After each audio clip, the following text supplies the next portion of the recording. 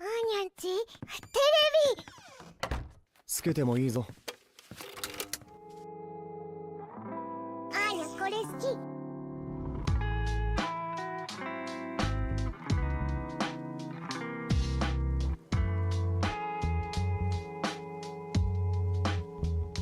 Salut mes petits ananas, j'espère que vous allez bien. Aujourd'hui, on se retrouve pour les news manga du mois de mars. On est déjà à la fin du mois de mars, le temps passe extrêmement vite. Le mois d'avril arrive déjà, il y a les animés d'avril qui vont bientôt sortir. Aujourd'hui, comme chaque fin de mois, je vais vous présenter et vous parler surtout de toutes les actualités autour des animés et des mangas. Et justement, on va commencer par la catégorie animé comme à chaque fois.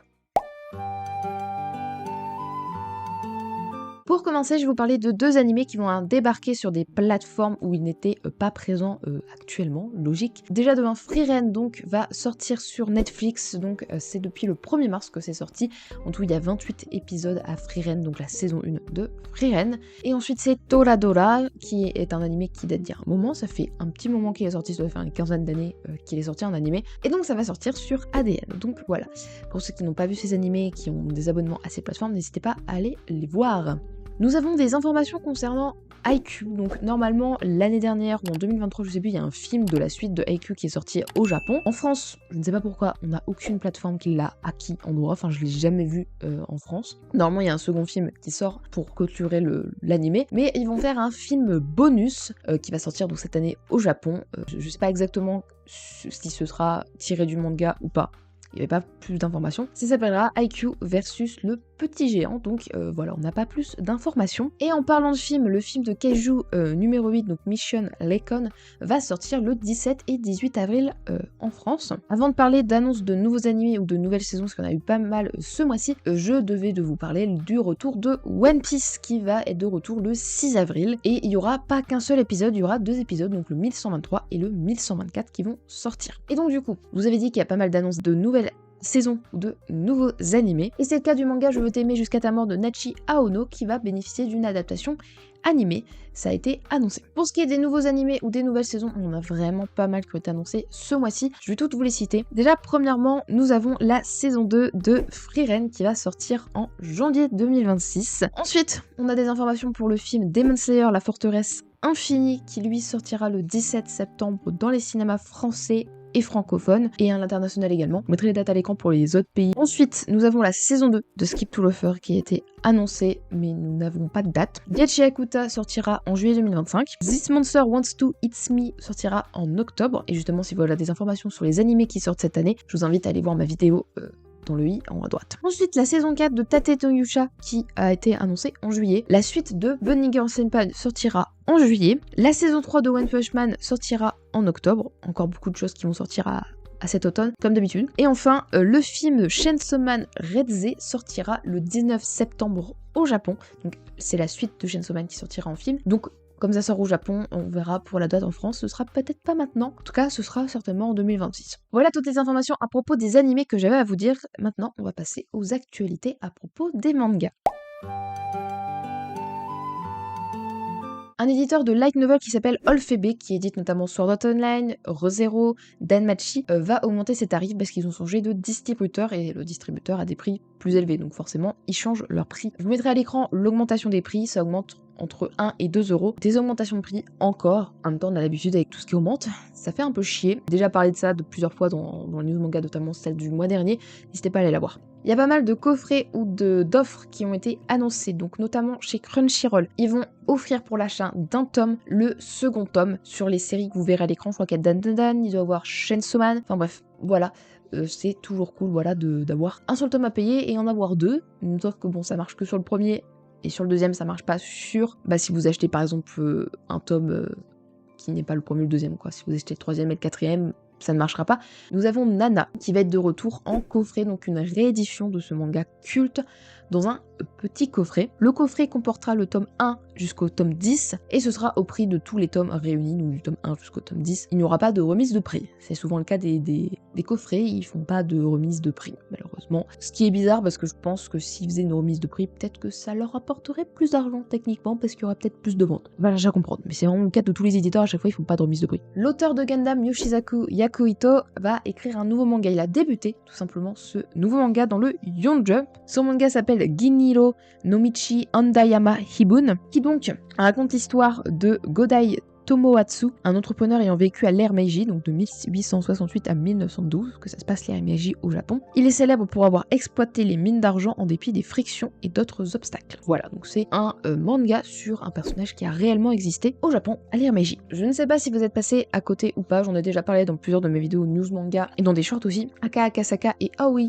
Kujia se sont associés donc pour faire un nouveau manga. Aka Akasaka, c'est l'auteur de Oshinoko, de Kaguya-sama. Ce nouveau manga qui s'appelle Mari-chan Crown a débuté ce mois-ci et ça s'inspire un peu de Réponse. Je vais vous faire un petit résumé. Donc l'histoire est donc celle de Rapunzel, qui est donc Réponse. C'est un peu une revisite de ce conte. Une jeune fille qui vit au sommet d'une grande tour et qui ne connaît rien du monde extérieur. Michael, un jeune homme qui décide de monter un cours, la rencontre. Et ils souhaitent une seule chose tous les deux, changer le monde. Donc ce sera globalement une revisite de Réponse. En tout cas, on verra bien ce que ça donne, parce qu'Aka Akasaka fait quand même des bonnes œuvres, malgré que le fait que Renai Daiko, sa dernière œuvre, a visiblement pas été appréciée des Japonais parce qu'elle a été arrêtée prématurément. Que plein de monde se plaignent de la fin de Oshinoko, je ne sais pas pourquoi, parce que je n'ai pas vu la fin, parce que je regarde l'animé. Et qu'apparemment des gens se plaignent de Kaguya-sama aussi, mais de la fin de Kaguya-sama, mais moi non plus, j'ai pas vu la fin. Donc j'estime que comme pour la fin de SNK, les gens sont juste des rageux, donc je verrai par moi-même. Enfin bref, donc on verra ce que ça donne au fur et à mesure des semaines. Et c'est publié à l'international sur la plateforme Manga Plus pour ceux que ça intéresserait. Donc voilà, c'est tout ce que j'avais à dire dans cette catégorie manga. Bien évidemment, si vous avez d'autres informations que je n'aurais pas citées, que ce soit pour des actualités animées ou manga, n'hésitez pas à me le dire en commentaire et nous on va enchaîner par la catégorie goodies et les autres actualités juste après. Bon, la catégorie goodies, stage pour des dérivés, on n'a pas grand chose ce mois-ci, mais il y a deux vinyles de deux animés différents qui sont sortis. Tout d'abord déjà de My Happy Marriage et du film Spy x Family Code White. Les deux sont disponibles sur All Animé, c'est généralement là-bas où vous retrouvez pas mal de vinyles, de musique, d'animés. Ensuite, comme assez souvent, Seiyu fait des collaborations avec des animés ou des mangas. Cette fois-ci, ils ont collaboré avec JoJo's Bizarre Adventure. Donc nous avons une petite collection aux couleurs de Jojo avec plusieurs vêtements, notamment 3 t-shirts, un sweat, un jean, une veste, Teddy et une sacoche. Je vous mettrai le lien de toute façon du site en commentaire, enfin en description pardon. Comme d'habitude, vous pouvez même retrouver tous les sites dont je peux vous parler dans la vidéo. Dans les descriptions, vous aurez un petit endroit où ça sera marqué site évoqué dans la vidéo. Et donc du coup, on va déjà passer à la dernière catégorie, c'est les autres actualités. Je ne sais pas si vous connaissez Kazuhito Torishima, ça a été un très grand éditeur, il a fait éditer par exemple des auteurs comme Akira Toyama, c'est lui qui l'a, qui s'est occupé de sa publication quand il est venu quand il est venu déposer ses œuvres à Shueisha tout simplement. Je vous invite à aller voir l'anime Bakuman pour voir comment ça se déroule, en tout cas ma vidéo où j'ai parlé de Bakuman, ça parle un peu de comment ça se passe, enfin bref. Et donc il va être invité à la Japan Expo cette année, on ne sait pas qu'est-ce qu'il fera, certainement peut-être qu'il donnera des conférences, peut-être qu'il donnera des dédicaces, on ne sait pas vraiment, donc on verra. Ce mois-ci s'est déroulé le M-Days à Charleville-Mézières, donc c'est dans les Ardennes, et donc en fait c'est donc le festival des enfants qui a décidé de faire diffuser dans un cinéma de Charleville-Mézières des films de l'animation japonaise, et ils espèrent refaire ça chaque année, donc je vous en parle parce que du coup, si jamais l'année prochaine vous voulez y aller, vous pourrez y aller. Parce que du coup, forcément, au moment où je pose la vidéo, normalement, c'est en cours ou c'est passé, je sais plus, je crois que c'est ce week-end au moment où je pose la vidéo, donc du coup, forcément, c'est passé. Je voulais quand même vous en parler parce que c'est intéressant que des festivals autour de l'animation japonaise ou de jeux de choses en rapport avec les animés ou les mangas se font de plus en plus en France ou dans le monde. Et donc du coup, je voulais vous en parler pour mettre ça en lumière et je trouve que c'est une bonne initiative. Ils vont diffuser notamment Belle, je n'ai pas vu, mais qui est apparemment un très très bon film. Donc voilà. Donc voilà, c'est tout pour la catégorie autre actualité. On va passer aux annonces des animés qui sortent le mois prochain. Je vous en ai déjà parlé dans une vidéo plus complète. N'hésitez pas à aller la voir parce que là-bas, j'y détaille vraiment le résumé de plein d'animés. Donc n'hésitez pas à aller la voir si vous voulez voir un peu plus en détail les résumés parce que ici, vous aurez juste le nom, la date. Voilà.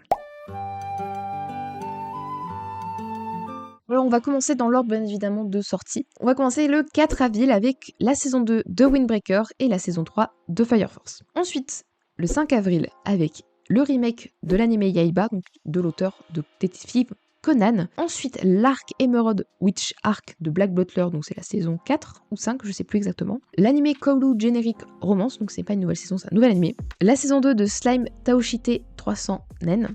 Ensuite, bien évidemment, je vous ai parlé juste au tout début de la vidéo, mais le retour de One Piece à partir du 6 avril, avec également la sortie de Witch Watch et Lazarus, qui sont deux nouveaux animés. Et enfin, le 7 avril, nous avons le spin-off de MHA, My Hero Academia Vigilante, la saison 2 de Haarensan, et enfin, Summer Pockets, qui est également un nouvel animé, mais tiré d'un visual novel, en gros un manga ou une histoire sous forme de jeu vidéo. Ça a été fait par Case, ceux qui ont fait notamment donc Clannad. Voilà, donc comme je vous ai dit, vraiment si vous voulez voir les résumés des animés, n'hésitez pas à aller voir ma vidéo les animés de printemps 2025. Donc voilà, c'est déjà la fin de cette vidéo, j'espère qu'elle vous aura plu. N'hésitez pas à me dire en commentaire si j'aurais oublié évidemment des informations. Voilà, donc parce que comme je tourne ça en semaine avant la fin du mois, il y a peut-être des choses que j'aurais loupées d'ici la publication de la vidéo. Et donc du coup, j'espère vraiment que cette vidéo vous aura plu, puis on se retrouve la semaine prochaine pour une prochaine vidéo. Bye bye.